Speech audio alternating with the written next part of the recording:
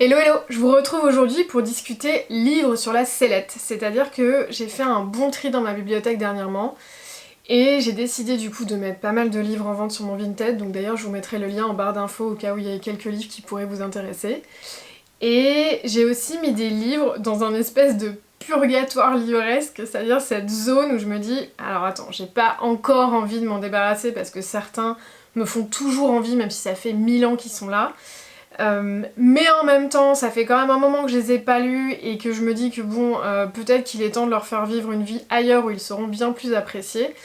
Donc voilà, écoutez, je vous ai fait une sélection, j'ai fait 3 catégories, du coup il y aura des livres en premier lieu qui sont un peu thrillers, parce que bon, c'est pas une catégorie que vous verrez beaucoup sur ma chaîne, les thrillers et les enquêtes policières c'est pas trop ma came. Donc écoutez, je sais pas trop comment ils se sont retrouvés là, mais à un moment donné je me suis dit, j'ai bien envie de lire ça. Ensuite vous aurez tout ce qui est un peu historique, saga familiale, tout ça, donc romance historique, ce genre de choses. Et ensuite vous aurez une grosse catégorie fantasy évidemment, puisque je crois que j'ai entre 7 et 10 livres à vous présenter. Donc écoutez, je vous fais des catégories, comme ça vous permet de sauter s'il y a des genres qui vous plaisent moins que d'autres. Et on commence tout de suite. On commence tout de suite du coup avec les livres qui sont autour donc, de thrillers, d'enquêtes, de choses comme ça. Enfin, comme je vous disais, c'est pas du tout mon truc, j'aime pas trop l'horreur, j'aime pas trop les thrillers, c'est pas quelque chose que vous verrez passer sur la chaîne parce que c'est pas du tout mon genre de prédilection. Mais de temps en temps, je me balade en librairie, puis il y a un livre, je sais pas, la couverture me fait envie, la quatrième de couverture, et hop, il se retrouve chez moi, donc ça peut arriver de temps en temps. Et notamment, c'est arrivé avec celui-ci qui est donc Ne lâche pas ma main de Michel Bussy. Il faut savoir que les deux que je vais vous présenter, je les ai achetés il y a hyper longtemps, donc vous allez les retrouver pareil en poche à des petits prix, donc on sait jamais si vous font envie. Là, je pense que ce qui m'a fait envie, c'est la couverture et le côté palmier cocotier. Pour un thriller, c'est bien. Donc il s'agit d'un livre où on va suivre Martial, du coup, qui est en vacances à La Réunion avec sa femme et sa fille. Et donc là, vraiment, quand on est sur les premières lignes de la quatrième de couverture, ils nous font le panorama, quoi, les eaux turquoises, la farniente, les palmiers, le soleil, bref, tout va bien, jusqu'au moment où en fait Liane, donc la femme de Martial, disparaît. Et donc Martial, il pète un peu un câble, et ayant hyper peur d'être accusé, on sait pas trop pourquoi, parce que j'ai envie de dire, si t'as pas tué ta femme, pourquoi tu penses que c'est toi qui vas être accusé? Mais enfin bon, c'est vrai qu'on accuse quand même souvent le mari. Et donc il sait pas trop comment se dépêtrer de ce truc là, et donc visiblement il prend sa fille et il s'enfuit, ce qui évidemment donne l'impression à la police que c'est lui le coupable, donc s'enchaîne a priori une course-poursuite à travers l'île de La Réunion. Donc écoutez, pourquoi pas, en plus avec la saison qui arrive, donc c'est bien, je me dis qu'en vous présentant des livres sur la sellette, il y en a peut-être qui vont remonter comme ça dans la palle, donc écoutez, celui-là, moi je trouve que potentiellement pour la saison estivale, avec ce temps absolument incroyable, peut-être que ça pourrait amener un peu de soleil dans nos journées, donc who knows. Le deuxième livre, pareil, c'est toujours Michel Bussy. Faut croire qu'il m'avait tapé dans l'œil le jour où je me suis procuré ces deux livres, cet auteur. Donc là on est dans un livre qui s'appelle Un avion sans ailes, donc on commence par un crash d'avion. Ce qui est génial étant donné que j'ai peur de l'avion, donc je sais pas pourquoi j'ai acheté ce livre, mais bon, pourquoi pas. Donc on commence par un crash d'avion, et il semblerait que dans ce crash d'avion, il y ait une survivante qui soit une petite fille de 3 mois, donc c'est quand même un sacré miracle, et qui finissent par être adoptées. Ils disent que 2 familles se la disputent, mais on sait pas trop pourquoi. Et quand elle a 18 ans, donc bien des années plus tard, il semblerait qu'elle soit vraiment en quête de son identité. Ce qui était aussi visiblement une question que se posait un détective de l'époque, et au moment où a priori il aurait fait le clair sur l'histoire, il est assassiné. Et ce serait son frère à lui, Marc, qui décide du coup de découvrir la vérité sur ce qui est arrivé à son frère, sur cette jeune femme, son identité et donc évidemment cet assassinat. Et aidé d'un vieux carnet de notes a priori de ce détective, il va mener l'enquête. Donc on va voir ce que ça va donner. Moi je trouve que ça a l'air vraiment pas mal, et donc j'espère qu'on va pas trop se focaliser sur le crash. Ça a pas l'air d'être le cas. Si jamais vous les avez lus, parce que c'est sorti quand même il y a longtemps, et je sais que Michel Bussy, ça a l'air d'être un auteur qui est quand même assez apprécié, et bah dites-moi ce que vous en avez pensé, donc ça me fera plaisir. La deuxième catégorie, vous allez voir, il y a des livres vraiment de tout genre. Donc là on est dans tout ce qui est historique, donc il va y avoir de la romance, il va y avoir vraiment de l'historique pur que j'ai J'ai jamais trop lu, mais ça me fait vraiment très envie. Et donc je me dis, en fait, il faut que je mette ces livres sur la sellette pour vraiment me dire, écoute, maintenant, ça suffit, fais descendre cette palle là de livres qui sont en attente, ou juste donne-les. Et donc on va commencer avec un livre, donc ne vous fiez pas à sa magnifique couverture, c'est un livre que j'ai acheté vraiment d'occasion, mais parce que le thème me faisait très envie. Donc ça s'appelle Au bord de la rivière Cannes de Lalita Tademi. Donc là c'est paru aux éditions Plomb, je ne sais pas du tout ce que c'est. C'est marqué, ah oui non, il y a encore le prix en francs, oui, donc je pense que ça fait un petit moment quand même qu'il est sorti. Et donc si vous voulez, on va suivre à travers 4 générations de femmes noires américaines la fin de l'esclavage. Donc ça se passe en 1837 et ça commence du coup en 1837 avec Suzette en Louisiane, qui est une esclave de riches planteurs blancs français qui sont installés en Louisiane. Et il semblerait qu'ils ne soient pas trop maltraités, enfin c'est ce qu'ils ont l'air de dire, ils les considèrent simplement comme des outils domestiques, mais ne les brutalisent pas. Bon, alors trop maltraité, on n'est pas trop sûr. Après, il y a marqué qu'en gros, séduite et engrossée par Eugène Dora. Mais franchement, ça vend du rêve ce livre. Là, franchement, le thème et le vocabulaire. Et pour autant, me dites pas, je ne m'explique pas moi-même pourquoi ce livre me fait envie, mais je pense que c'est surtout la dernière partie qui m'avait intriguée. C'était marqué ce roman épique inspiré d'une histoire vraie, celle de l'auteur, s'appuie sur l'extraordinaire force de vie et la soif de progrès de ces femmes qui utilisent la seule arme dont elles disposent, la patience, l'endurance, la ruse et la séduction, pour trouver la force nécessaire à élever seules leurs nombreuses progénitures et à vivre les heures les plus sombres dans la promesse et l'espoir de la liberté. Bon, il se rattrape. Sur le départ, on était un peu genre, ok, ça a l'air un petit peu... Hein. Mais je trouve que sur le fond, voilà, ça a l'air d'être un livre quand même assez prenant. Moi je lis énormément de livres sur les plantations, les États du Sud, pardon, l'esclavage et tout. J'avoue que c'est des environnements dans les livres historiques que je lis que j'aime beaucoup parce qu'à chaque fois ça fait des histoires vraiment ultra émouvantes et prenantes. Donc écoutez, on verra si Au bord de la rivière Cannes va être un succès ou pas. Je suis très sceptique, mais on verra. Écoutez, on verra. Le livre suivant, c'est un livre qui est sorti aux éditions Babel, du coup, c'est Les Suprêmes de Edward Kelsey Moore. On va suivre dans ce livre donc, un trio de femmes noires, américaines à la fin des années 60, si j'ai bien compris, qui se font appeler les Suprêmes, donc comme le groupe, et en fait on suit du coup Odette, qui a l'air d'être complètement barrée, qui converse avec les fantômes et qui a décidé de soigner son cancer à la marijuana sur les conseils avisés de sa défunte mère. On suit Clarisse, qui est donc une sage qui a un époux volage et qui a l'air d'être assez pieuse et donc de se consacrer à sa religion pour passer outre, je pense, les frasques de son cher et tendre mari. Et on suit aussi Barbara Jean, et là il y a marqué « Éternel bon sexuel que l'existence n'a cessé de meurtrir ».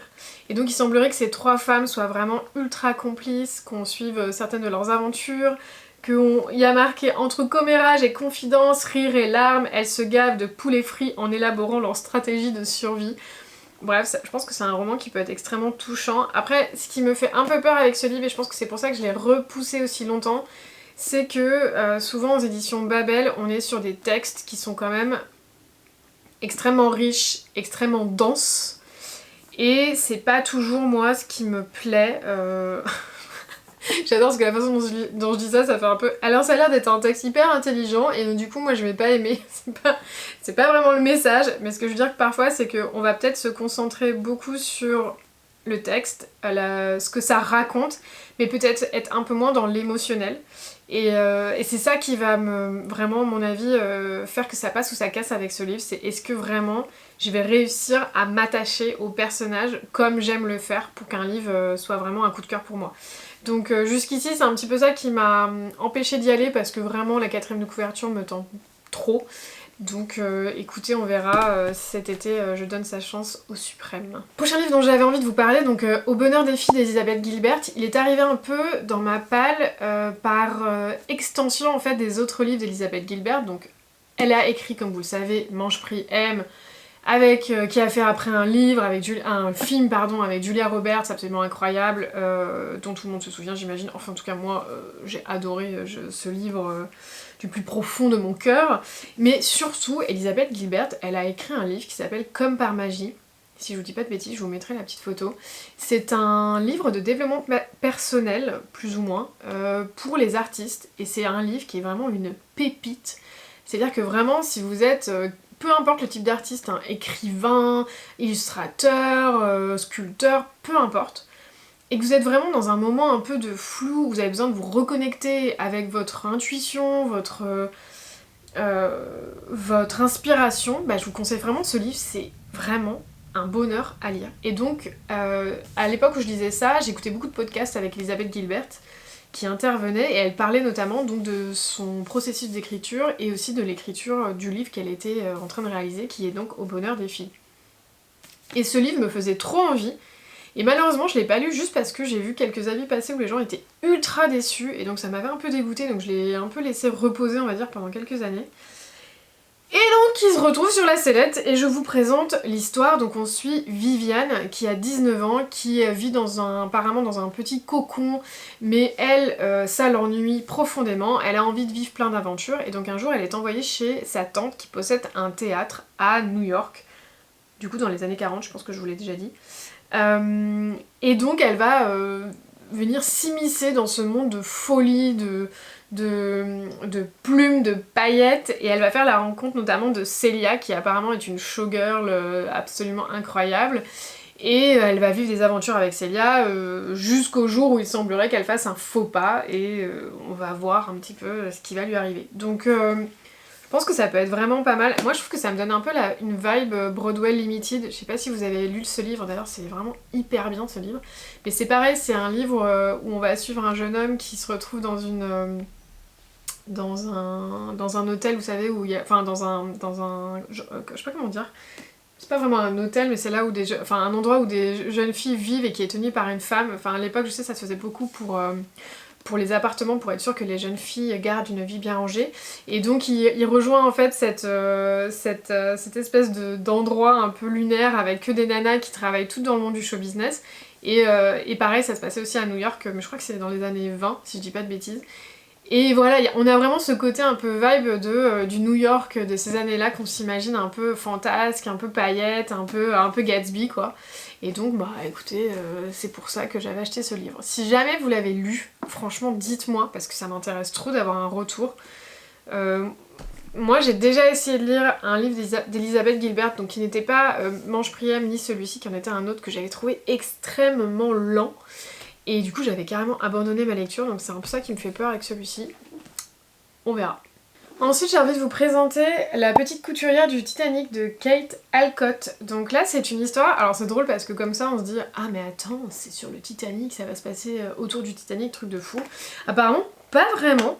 Donc on suit du coup Tess Collins en avril 1912, qui est une jeune anglaise qui va absolument devenir créatrice de mode. Et en fait quand elle embarque sur le Titanic, elle fait la connaissance de Lucy Gordon, qui semblerait être une célébrité de la haute couture et qui comme par hasard sa femme de chambre lui a fait faux bond, et donc elle dit à Tess bah tu sais quoi, t'as qu'à prendre sa place. Donc Tess forcément elle est comme une dingue en se disant oh là là je vais travailler avec Lucy Gordon qui est genre mon avis qui doit être une de ses idoles. Évidemment ils embarquent à bord du Titanic avec toute l'histoire du Titanic qu'on connaît, mais c'est assez survolé. On dit juste à la fin finalement que à New York, Tess intègre l'atelier de Lucy, donc bon, visiblement elle a fait sensation. Ses talents de modiste se révèlent bien vite, ses premiers modèles font sensation, mais son ascension pourrait connaître un coup d'arrêt, parce qu'il semblerait que Lady Lucy ait eu une conduite condamnable lors du naufrage du Titanic. Donc écoutez, on va voir un peu ce qui va se tramer. Bon après il y a une histoire apparemment aussi de triangle amoureux, donc alors il faut savoir que moi les triangles amoureux, je déteste ça, mais alors vraiment du plus profond de mon cœur. Franchement, je trouve ça chiant. Surtout que je trouve que c'est jamais un vrai triangle amoureux, parce que on dit toujours, bon non quand même, il y en a un qu'on préfère par rapport à l'autre. Donc en fait, en vrai, souvent on voit arriver à 12 000 km la façon dont ça va se terminer. Donc franchement, je vois pas l'intérêt de ce trope. Bon, voilà, c'était la petite aparté Joral 2 minutes. Mais voilà, écoutez, ça a l'air pas mal, on verra. Moi, ça parlait de couture, ça parlait du Titanic. Bon, je me suis dit, allez, go, on y va quoi. Les deux derniers livres que j'ai envie de vous présenter, là on est vraiment dans du pur historique. Donc avec deux grands noms en plus, donc j'espère vraiment que ça va fonctionner pour moi. c'est un risque. À la fois, c'est des livres qu'on m'a offerts, donc ils me font très très très envie. Mais c'est vraiment un risque parce que ça fait des années que j'ai envie de me plonger dans de l'historique pur, où vraiment on va suivre, vous savez, des moments de l'histoire. Alors forcément toujours un peu romancé, puisque c'est toujours une interprétation. Néanmoins, je me dis, allez, c'est le moment. Donc je vous présente aujourd'hui La princesse d'Aragon de Philippa Gregori. Donc là, on va suivre a priori Catherine d'Aragon. Donc si vous connaissez pas Catherine d'Aragon, c'est finalement la première femme d'Henri VIII. Donc vous savez, Henri VIII, avec ses 6 femmes, donc vous connaissez certainement Anne Boleyn, puisque c'est sa femme la plus connue, et c'est finalement celle sur laquelle on a fait le plus d'écrits, je pense. Et donc là, on va suivre plutôt Catherine d'Aragon, donc qui est sa première femme, qu'il va répudier du coup pour épouser Anne Boleyn. Et donc en fait, ce qui n'est pas toujours su aussi, c'est que Catherine, elle était à l'origine plutôt mariée d'ailleurs, je crois. Oui, elle était mariée au frère d'Henri VIII, qui est donc Arthur Tudor, mais qui va décéder malheureusement. Et donc Catherine s'étant a priori donnée comme mission de devenir reine d'Angleterre, se dit non mais attends, peut-être il est mort, mais moi en tout cas je vais devenir reine d'Angleterre. Et donc elle va épouser son frère. Et elle va prendre part à notamment une période apparemment très importante de l'histoire d'Angleterre, donc ça que je connais pas, puisqu'elle dit l'une des plus grandes victoires de l'Angleterre, donc on va voir ce que ça va devenir. Mais voilà, je trouve que c'est assez intéressant de voir enfin le point de vue de Catherine, parce que c'est quand même souvent dans les livres, dans les films, c'est quand même vraiment vous savez, cette reine d'Espagne hyper catholique, hyper froide, etc. Enfin, elle est vraiment dépeinte comme ça. Et limite, à côté, on a la sulfureuse Anne Boleyn, et ça fait toujours vous savez, une caricature, mais vraiment un clash quoi entre le côté la froideur de l'Espagne et la sulfureuse Anne, où forcément Henri VIII ne peut que tomber amoureux d'elle. Donc écoutez, franchement on verra ce que ça donne. Moi je suis en tout cas contente de découvrir ce personnage parce que c'est quelque chose qui m'intéressait beaucoup. Donc écoutez, à suivre. Ensuite je vous présente un autre livre qui, pareil, donc qui est du pur historique et qui a l'air assez fort, donc on verra ce que ça donne. C'est donc L'homme de Césarée de Françoise Chandernagor, donc qui est paru aux éditions Albin Michel. D'ailleurs je vous ai pas dit, mais l'autre c'était aux éditions Hauteville. Et donc là on va suivre Célène, donc qui est la fille de Cléopâtre. Donc franchement je savais même pas que Cléopâtre avait eu une fille. Je savais qu'elle avait eu du coup un garçon, mais je savais pas qu'elle avait une fille, donc ça, première surprise. Et donc on suit Sélénée, qui va revenir en Égypte après des années, puisqu'elle a apparemment été arrachée de l'Égypte par les Romains, évidemment quand les Romains ont repris du coup... Enfin pas ont repris, en fait, ont juste arraché l'Égypte à Cléopâtre et Marc-Antoine, on va dire les choses. Et donc là on va suivre Sélénée qui revient en Égypte et qui va donc être a priori mariée de force à un prince barbare qui gouverne la Maurétanie. Mais il semblerait que ce roi berbère, eh bien finalement, il soit beau, cultivé, riche, puissant, et peut-être qu'auprès de lui, Sélénée va réussir du coup à se remettre de son passé traumatique qu'elle aurait vécu aux mains des Romains. Donc franchement ce livre a l'air assez prometteur parce qu'il y a un côté donc évidemment très historique, pur, etc. puisqu'on suit des personnages qui ont vraiment existé. Pour autant, je pense que ça peut être hyper beau de suivre un peu la continuité, parce que si l'histoire de Cléopâtre, je la connais assez bien parce que j'avais lu du coup un livre de... Je vous donnerai le nom de l'auteur, je l'ai plus en tête, mais qui était très très bien écrit sur Cléopâtre et qui raconte vraiment, en tout cas je trouve, la personnalité de Cléopâtre comme moi je me la dépeignais dans ma tête. Donc je vous remettrai le livre là, franchement n'hésitez pas à y aller, c'est vraiment très bien. Et écoutez, je suis contente de découvrir ce qui arrive à sa descendante parce que pour le coup, j'en ai aucune idée. Il semblerait en plus que l'autrice ait écrit Les enfants d'Alexandrie et les dames de Rome, et donc ils disent Françoise déroule un autre chapitre de la vie étonnamment romanesque de l'unique descendante d'Antoine et Cléopâtre. Donc il semblerait que là on suive un moment de vie de Sélénée, mais d'après ce que je comprends, on aurait peut-être d'autres livres sur d'autres moments de sa vie, donc écoutez, si ça fonctionne, pourquoi pas. Pour la prochaine catégorie, je vous montre les fantaisies, donc je suis désolée, il y en a qui sont en anglais, je sais pas s'ils ont été traduits ou pas, donc je vous laisserai faire vos petites recherches, vous m'en excuserez. Si ça a été déjà traduit et que je le sais, je vous le dirai pour le coup. Mais voilà, donc il y en a pas mal, donc on enchaîne. Du coup, je commence tout de suite avec Erin Morgenstern et Le Cirque des Rêves. Donc c'est un livre que j'avais déjà commencé à lire une première fois, j'avais pas trop accroché, mais je m'étais dit je pense que c'est pas trop le bon moment. Donc écoutez, je lui donne une deuxième chance. Là on suit du coup un cirque qui apparemment est un cirque un peu magique et qui arrive comme ça un peu de temps en temps dans des villes. Et au sein duquel on va suivre l'histoire de Celia et Marco qui sont deux illusionnistes qui sont adversaires depuis leur enfance. Donc ils ont toujours été entraînés pour être adversaires mais on sait pas trop pourquoi. Et qui vont devoir se lancer des défis, mais malheureusement, ou heureusement pour nous lecteurs, ils vont tomber amoureux. Donc écoutez, j'en sais pas beaucoup plus, je sais que c'est un livre qui est assez clivant, c'est-à-dire que les gens adorent ou les gens sont complètement passés à côté ou n'ont pas aimé. Donc bah écoutez, on verra. C'est sa dernière chance. Après je vous montre un livre qui aurait franchement pu être dans la deuxième vidéo que je vais faire du coup, qui est des livres sur la sellette, qui va être Les ovnis de la Palle. Je l'ai pas mis dedans mais franchement il aurait pu y être tout à fait. Je vais vous présenter en fait Morwena de Jo Walton. C'est un livre qui est paru du coup aux éditions Folio science-fiction. Donc je lis pas beaucoup de tout ce qui est science-fiction, mais celui-ci me faisait vraiment très envie. Je suis même pas sûre que ça en soit vraiment. Je trouve que ça a plus une vibe fantastique. Donc écoutez, je vous lis un peu le résumé et puis vous me direz si vous l'avez lu ou si c'est vraiment de la science-fiction ou pas.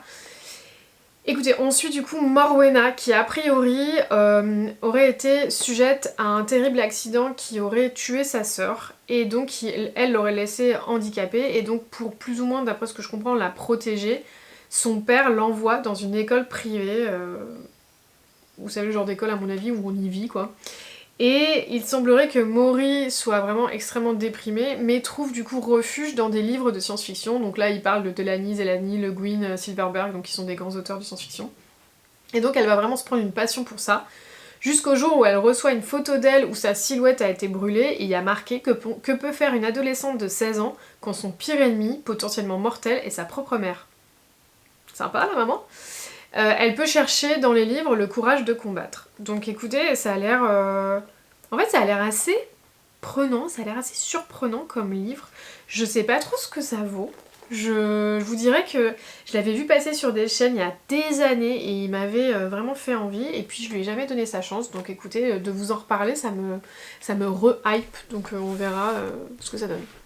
Là je vous montrer un livre, alors franchement ne vous fiez pas à sa couverture parce que vraiment, enfin désolé de dire ça mais moi je la trouve absolument hideuse, donc mais néanmoins c'est écrit par Naomi Novich. Donc il faut savoir que Naomi Novich c'est celle qui a écrit Déraciné et Les filles, que je vous dise pas de bêtises, La fileuse d'argent, donc qui sont deux livres que j'ai adorés, j'adore les univers de Naomi Novich, je trouve qu'elle est excellente dans ce qu'elle fait, c'est vraiment une écrivaine incroyable et donc elle a écrit à l'origine ce livre qui s'appelle donc Les Dragons de Sa Majesté Téméraire, le tome 1, puisque ça, à priori c'est une saga avec des dragons. Et donc on suit dans cette saga Will Lawrence, du coup, qui est un jeune capitaine qui un jour prend d'assaut un vaisseau français à l'époque des guerres napoléoniennes, et sur ce vaisseau il va découvrir un œuf de dragon. Et au final, il se dit « Ah mais génial, un dragon, ça peut carrément être une arme hyper importante contre Napoléon et ses armées. » Bon, il semblerait que Napoléon, de son côté, lui aussi, hein, il fasse sa petite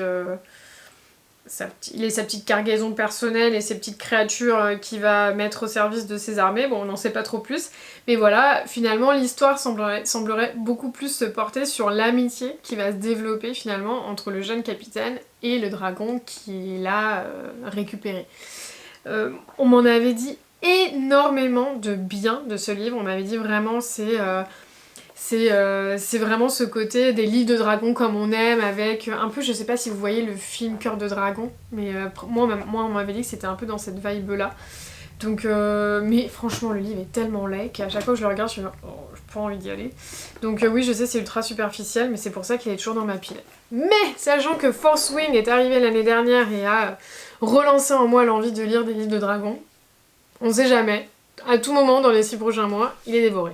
Ensuite je vous présente un livre qui me fait super envie et à la fois, je vais pas vous dire de bêtises, non c'est bien ça, et à la fois ça fait super longtemps qu'il est dans ma palle pour la simple et bonne raison que quand il est sorti il me hypait de fou et en fait les avis qui sont passés étaient tellement mauvais que bah écoutez j'ai abandonné l'idée de le lire, mais néanmoins je l'avais reçu dans cette superbe édition que je trouve vraiment très très belle. Je crois que c'était... Qu'est-ce chez qui j'avais pris ça. Ils disent plus. Tant pis pour eux. Donc c'est de Hazelwood de Melissa Albert. Et donc là on suit dans cette histoire du coup Alice qui a passé le plus long... enfin alors je vous lis ça pardon, c'est en anglais, alors désolé hein, le temps que je fasse la traduction dans ma tête. Donc Alice du coup a passé le plus clair de sa vie sur la route. Toujours en essayant apparemment d'échapper du coup à la mauvaise fortune. Mais quand la grand-mère d'Alice, qui apparemment est un auteur qui s'est reclus quelque part en fin fond de la forêt, meurt, il semblerait que vraiment la mauvaise fortune d'Alice frappe au plus haut point parce que sa mère est enlevée par un être surnaturel qui semblerait venir tout droit des livres qu'écrivait sa grand-mère. Donc ça c'est ce que, a priori, c'est ce que je comprends. Mais donc pour la sauver, il semblerait qu'Alice soit obligée de rentrer dans ce qu'ils appellent The Hazelwood, là où ce qui semblerait être la porte d'entrée du monde où toutes les contes de sa grand-mère prennent vie. Donc écoutez, moi je trouve que comme ça, l'histoire avait l'air vraiment cool. En tout cas, ce qu'il en a été dit, c'est que c'était pas dingue, que malheureusement ça se développait pas très très bien. Donc franchement, je me dis, il faut vraiment que je le lise une bonne fois et que je me fasse ma propre idée, et puis tu restes, tu pars, on se décide quoi. Si vous l'avez lu, dites-moi, je crois que The Hazelwood il est sorti en français. Je vais pas vous dire de bêtises, mais il me semble que oui, qu'il avait été traduit. Donc écoutez, si vous l'avez lu, vous me direz. Ensuite, je vous présente un livre où franchement, je sais pas trop pourquoi je l'ai jamais pris, parce qu'il y a une vibe celtique qui a l'air hyper cool. Donc là, on suit Shielded de Kaylin Flanders, donc c'est pareil, hein, c'est un livre que j'avais reçu dans une box. Et ça a l'air plutôt sympa. Donc on est dans le royaume de Alandi qui apparemment est en guerre, et il semblerait qu'une menace extrêmement forte arrive, hyper mortelle, mais on sait pas du tout ce que c'est. Et on suit du coup Jenna, donc Jenna qui est une guerrière, donc a priori qui est elle, qui est une guerrière qui aimerait énormément aider son père du coup à sauver son royaume, mais son père préfère plutôt la donner en mariage à un autre royaume pour que celui-ci lui apporte l'aide nécessaire. Donc là écoutez, moi je trouve qu'on a un petit peu un côté de Bridge Kingdom, et vous savez comment ça s'est passé pour moi The Bridge Kingdom, donc j'avoue que ça me met pas trop en hype quand je lis cette histoire là, mais bon écoutez, on verra. Il semblerait en revanche qu'au moment où Jenna soit envoyée du coup dans cet autre royaume, et bah finalement sa caravane royale soit prise en embuscade, et que donc elle se rende compte que finalement oui, la menace qui planait sur eux est bien plus mortelle et bien plus dangereuse que ce qu'elle avait imaginé au départ. Donc voilà, moi je trouve que c'est un côté, vous savez, c'est fantasy de l'époque où t'en sais pas grand chose, mais en gros tu suis une jeune femme qui contre toute attente va sauver le monde, donc bon je pense que c'est un peu ça qui va se passer. Par contre les Spray Ages noirs, franchement je comprends pas. Franchement la couverture a un côté celte, vert, magnifique et tout, et d'un coup t'as ça quoi. Bon, franchement qui a envie de... Enfin moi désolée hein, mais qui a envie d'avoir ça dans sa bibliothèque? Personne en fait, c'est juste laid. Donc écoutez, comme je dis toujours, on verra. Je vous présente mais très très très vite fait Blood and Honey qui est sur la sellette, mais qui va réapparaître du coup dans une autre vidéo qui va être une vidéo sur ces séries, est-ce qu'il faudrait que je les continue, oui ou non, puisque c'est le tome 2 de Serpent and Dove qui est sorti il y a hyper longtemps, tellement longtemps qu'il a même été traduit chez Deux Saxis en entier, donc ça y est, la trilogie est sortie, elle a été traduite, donc ça fait quand même un petit moment qu'il est passé. Donc la problématique de Blood and Honey, c'est que donc j'ai lu Serpent and Dove quand il est sorti en anglais. J'ai adoré ce livre, enfin franchement, on suit une sorcière qui malencontreusement se retrouve mariée à un chasseur de sorcières, et donc qui doit vraiment cacher qui elle est, mais qui tombe vraiment amoureuse de son mari en fait, et qui essaye quand même de plus ou moins le faire changer d'avis sur les sorcières, puisque elle-même est une bannie, si je dis pas de bêtises, parce que je pense qu'elle avait pas voulu suivre un peu toutes les lois, je crois, de son coven. Il y a une histoire comme ça où en fait son coven il est hyper sanglant, et la nana qui est à la tête du coven, je crois qu'il est sa mère si je dis pas de bêtises, et vraiment c'est un peu fucked up. Et donc elle est vraiment entre deux mondes, c'est-à-dire qu'elle fait ni partie des sorcières et ni partie non plus de cette espèce de monde basé sur la religion, hyper pieux mais aussi hyper sanglant. Et donc c'est une héroïne qui était hyper intéressante, qui était hyper impertinente, qui était super drôle. Mais je sais pas, dans le 2, J'avais commencé à essayer de le lire et je m'étais fait chier, mais comme jamais. Et donc, ça m'avait pas trop donné envie de continuer, donc j'avais un peu drop et puis je l'ai jamais repris. Donc voilà, ça fait partie de ces sagas, donc comme je vous dis, j'en reparlerai je pense dans l'autre vidéo où je sais pas si je vais continuer parce que franchement, moi les sagas qui font ça, ça me saoule quoi. Donc bon, on verra. Le on verra, c'est mon truc à moi. Voilà, il y en a qui disent voilà, il y en a qui disent en fait, moi c'est on verra. Donc c'est cadeau. Là par contre je vous montrer un livre où vraiment, il faut qu'il sorte de ma palle. C'est pas possible en fait que je ne l'ai pas lu après autant de temps. Donc pourquoi je m'excite comme ça, c'est parce que je vous présente du coup Pride de Ibi Zoboi, qui en fait est une réécriture moderne de Pride and Prejudice. Donc on va suivre ça se passe plutôt à Brooklyn, et on va suivre plutôt une famille afro-latino-américaine. Et on suit du coup Zuri, qui voit en fait s'installer en face de chez elle une famille assez riche, et elle sent qu'en fait son quartier est en train de subir un peu la gentrification, et je pense que ça l'énerve un peu.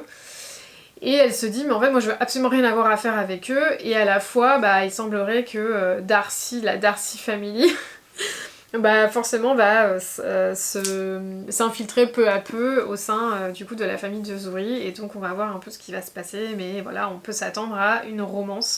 Ça avait l'air trop bien en fait en vrai quand j'ai commencé à lire le synopsis, et donc je ne sais même pas pourquoi je l'ai pas lu, parce que fan mais incontesté du coup de Pride and Prejudice, je veux dire, je pense que ce livre il peut que me plaire. Donc écoutez, je vous dirai en tout cas, celui-là il faut qu'il sorte. Donc celui-là c'est sûr, vous allez le voir passer, que ça soit un avis positif ou négatif dans les 6 prochains mois, c'est certain.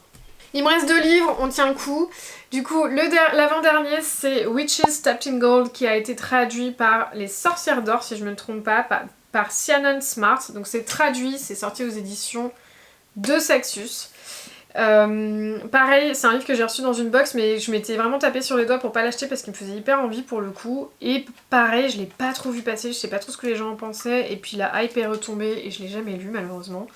Mais on suit du coup 2 sorcières, a priori. Donc on suit une nana qui s'appelle Iraya, qui pourrit en prison parce qu'en fait sa mère a été détrônée, et donc la nana qui a pris sa place l'a juste envoyée mourir seule au fin fond de je ne sais où.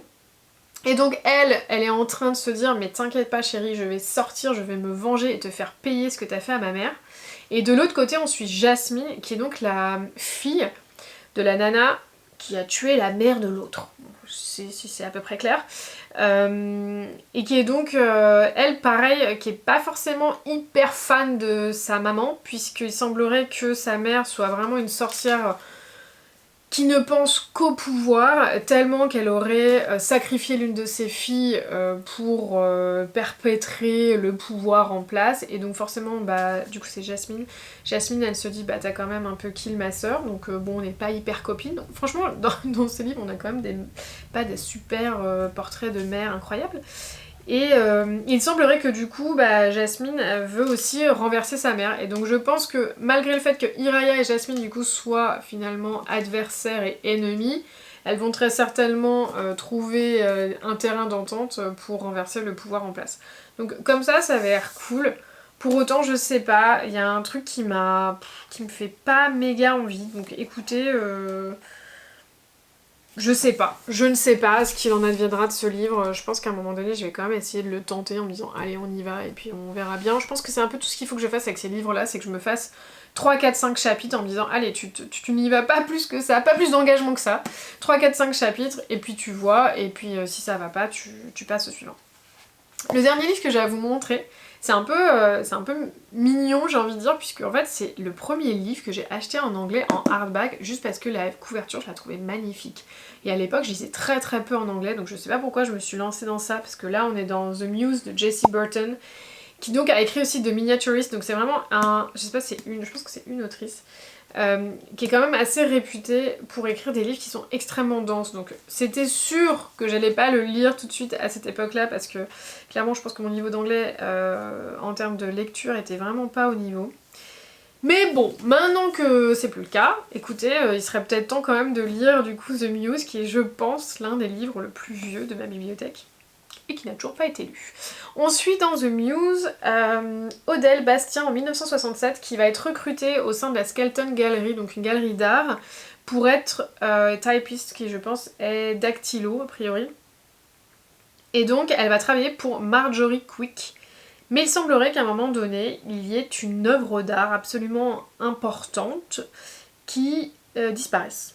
Et donc on va, en voulant mettre, faire lever le voile sur ce mystère, a priori aussi découvrir des secrets historiques liés à la galerie. Donc écoutez, franchement galerie d'art, le côté un peu enquête aussi et tout, franchement ça me faisait bien envie. Je sais pas pourquoi je l'ai jamais lu, je pense que il m'a fait peur. Franchement il m'a fait juste très peur.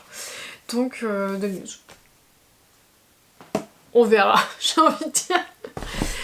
Voilà, c'est tout pour tous les livres que j'avais à vous présenter. Franchement, ça en fait quand même pas mal. Mais vous voyez, si vraiment ça passe pas, au moins ça fera du vide dans la bibliothèque parce que j'en ai marre d'avoir des livres comme ça que je traîne depuis très longtemps. Comme je vous mentionnais à un moment donné, il y aura une deuxième vidéo qui sera nommée du coup Les ovnis de Mapal, qui sont aussi ces livres qui sont sur la sellette mais qui sont dans des thèmes un peu bizarres que j'ai eu un peu de mal à classer, donc je les ai mis complètement à part. Vous verrez, donc c'est des petits poches, donc ça sera une vidéo un peu plus courte. Pour une fois. En attendant, je vous prépare aussi une vidéo très prochainement qui sera un autre format, donc j'espère qu'il vous plaira, qui s'appellera certainement Un thé avec moi, où je vous parlerai d'autres choses que de livres, voilà, j'espère que c'est quelque chose qui pourra aussi vous intéresser.